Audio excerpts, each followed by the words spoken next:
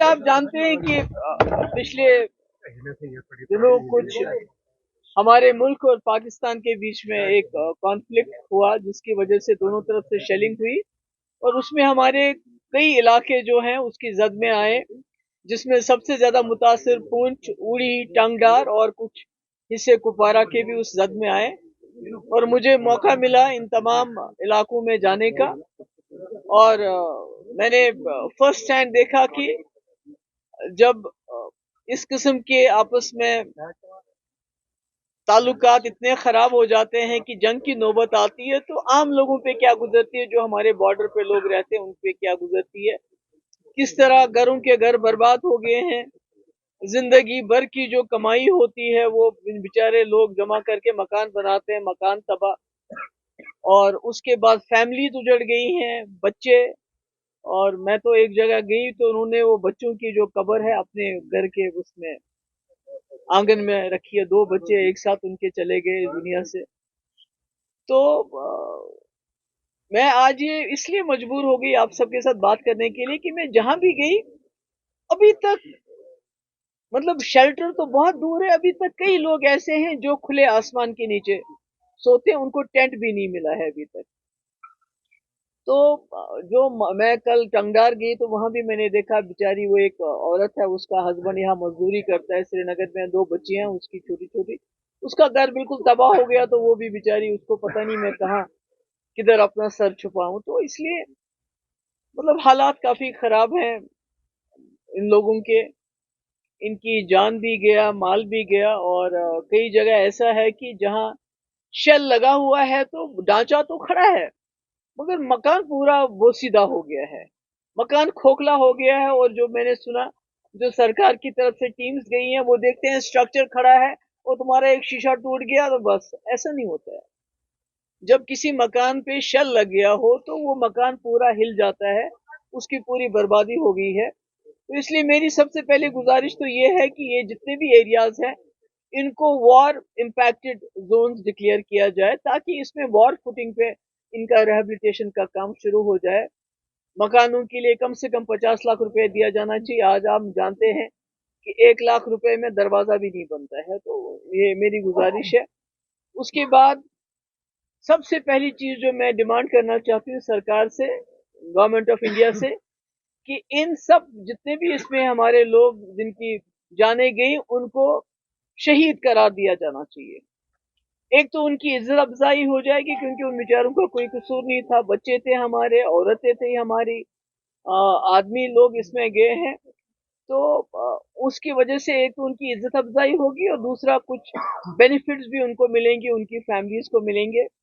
और जिनके लोग चले गए हैं उनको नौकरी भी मिलनी चाहिए, एक जॉब भी मिलना चाहिए। और कई मुझे दुकानदार मिले, उन्होंने कहा कि हमारी दुकानें इसमें डैमेज हो गई, तो उन्होंने जो बैंक में इंश्योरेंस है तो बैंक इंश्योरेंस देने से इनकार करते हैं, वो कहते हैं ये जंग है, हमारा इंश्योरेंस नहीं दे सकते आपको। तो इसमें मैं चाहूंगी गवर्नमेंट इंटरवीन करे। और जो लोन लिए हैं, कई लोगों ने लोन लेके मकान बनाए हैं, दुकानें बनाई, छोटा मोटा कारोबार शुरू किया था, ये जरूरी है कि उस लोन को वेव ऑफ किया जाना चाहिए। और कई, मैं गई थी वहां मेंढर, तो वहां ब्रिगेड हेडक्वार्टर जिसपे अटैक हुआ था एक तरफ से, तो उसके नजदीक जो दुकानें हैं, मकान है, उनका काफी नुकसान हुआ है। और उसके लिए कोई वहां गया नहीं है, उन जगहों पे वहां गया नहीं है उन जगहों को देखने के लिए। तो मैं सरकार से गुजारिश करूंगी कि इसको भी देख लिया जाए। और पुंछ की मैं खास तौर से बात करूंगी कि पुंछ में अगर हमारे पास अस्पताल में ट्रॉमा सेंटर होता है, हमारी जो वहाँ एम्बुलेंस है उसमें वेंटिलेटर होता, तो शायद कई जाने पुंछ में बच सकती थी, जो जाने वहाँ उस वजह से गई। तो मेरी गुजारिश है गवर्नमेंट से कि हमारे पास हर जगह जो है मेडिकल कॉलेज है, तो पुंछ का भी वो होना चाहिए, ताकि वहाँ जो हेल्थ फैसिलिटीज को इम्प्रूव किया जाए। और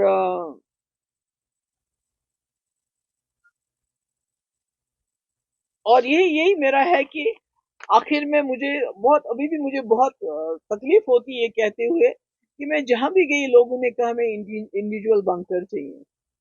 तो मुझे ये डिमांड करते हुए भी अच्छा नहीं लगता है कि आज 21वीं सदी में हमारे लोग जहाँ अच्छे स्कूलों की डिमांड करते, नौकरियों की डिमांड करते, अस्पतालों की डिमांड करते, वो कहते हमें बंकर चाहिए, क्योंकि उनके दिल में ये खौफ घर कर गया है कि उनको लगता है जंग कभी भी हो सकती है। तो हम हर वक्त जंग की इस हालत में अपने लोगों को रखना चाहते हैं। मुझे लगता है ये मरकजी सरकार को सोचना पड़ेगा कि क्या हमारे लोग हमेशा इस जहन में रहे कि कब गोला आए और कब हमें बंकर में जाने का मौका मिले। तो मेरी गुजारिश है यहाँ की सरकार से भी और मरकजी सरकार से भी, इमीडिएटली मदद कर लीजिए। कुछ लोग ऐसे हैं जिनके घर में कोई नहीं है, उनको मकान बना के भी देने पड़े, आपको मकान बना के दीजिए। और इस वक्त जहां जहां भी इस वक्त ये हुआ है, वहां गवर्नमेंट की टीमें जाके देखनी चाहिए। जिनके सर पे छत नहीं है तो कुछ तो करो उनके लिए। तो मेरी ये इसीलिए मैंने आप सबको बुलाया था कि अभी तक मैं जहां जहां भी गई तो अभी तक मदद कोई पहुंची नहीं है किसी के पास। आई कैन से देम कि आप बीवी बच्चे लेके थोड़ी देर टंगदार के बॉर्डर में रहो, अरसपोरा में रहो, पुंछ के बॉर्डर पे रहो, वहां जो अपने बीवी बच्चे लेके रहो और उसके बाद एडवोकेट करो वॉर के लिए। तो फिर कोई बात बनेगी ताकि वो भी देखें कि वॉर होती क्या है। जिनको अपने आंगन में दो दो बच्चे दफनाने पड़े, उनको समझ आनी चाहिए war is solution to nothing.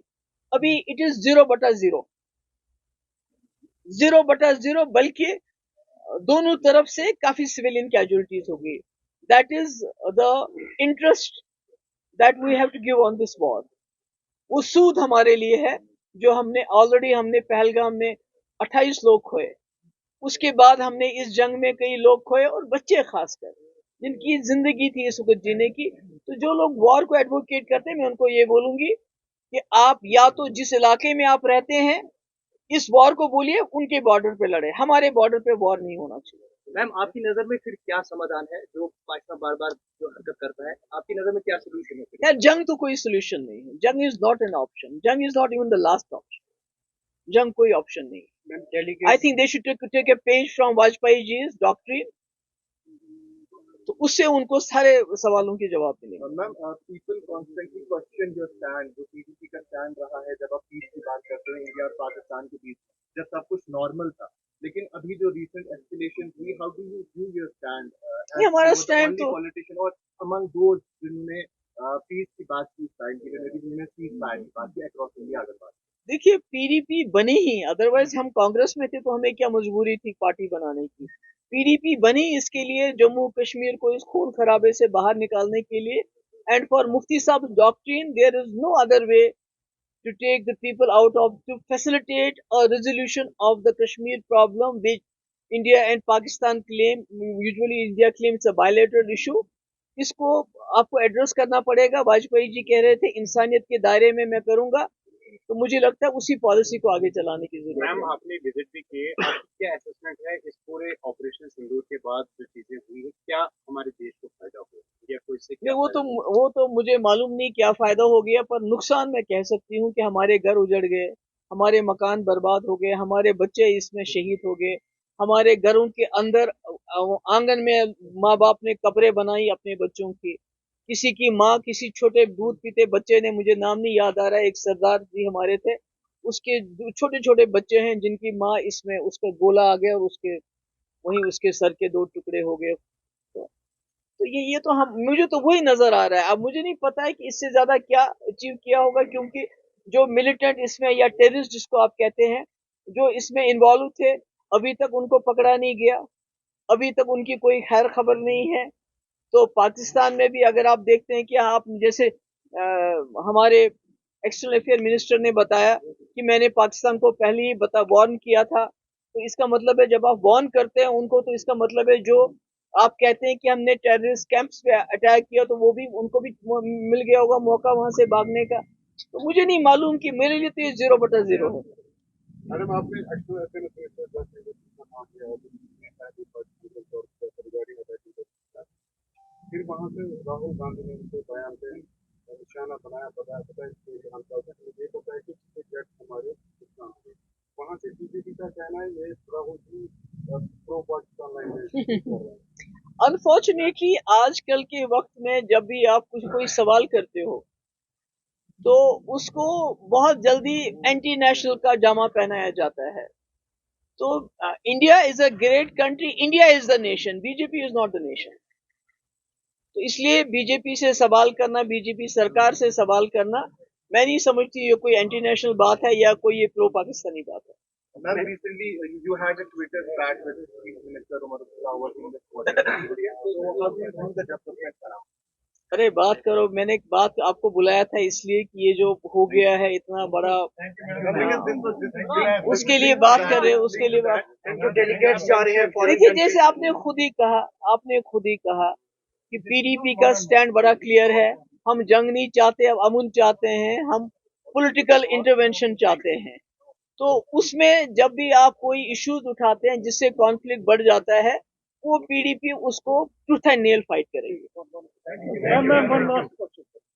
जो प्रोफेसर को भी गिरफ्तार किया गया है उसमें ये अब सवाल दिए जा रहा है कि बीजेपी ने जो कर्नल के मुतल्लिक़ किया था, कर्नल शौकत कुरैशी के मुतल्लिक़, उसको बिल्कुल लिस्ट यानी कि उसको पूरी तरह से यहाँ पर लीनेंसी दी जा रही है, लेकिन उसको गिरफ्तार किया गया, उस पर क्या, क्योंकि मैंने ऑलरेडी कहा है कि एक तरफ से हम एक प्रोफेसर जो है